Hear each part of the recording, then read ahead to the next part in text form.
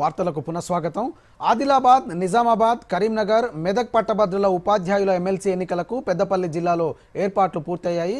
పట్టభద్రులకు 36 polling కేంద్రాలను, ఉపాధ్యాయ ఎమ్మెల్సీకి 14 polling కేంద్రాలను ఏర్పాటు చేశారు. జిల్లా వ్యాప్తంగా 31,037 మంది పట్టభద్రులు, 1,111 మంది ఉపాధ్యాయులు ఓటు హక్కును వినియోగించుకోనున్నారు.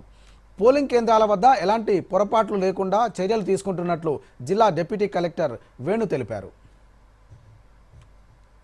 రేపు ఉదయం 8 గంటల నుంచి 4 గంటలకు పోలింగ్ జరుగుతుంది.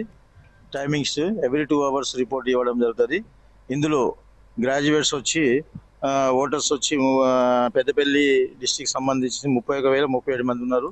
టీచర్స్ కాన్స్టిట్యూన్సీ వచ్చి 1,111 మంది ఓటర్స్ ఉన్నారు. కాబట్టి అందరూ కూడా ఈరోజు రిపోర్ట్ చేయడం జరిగింది.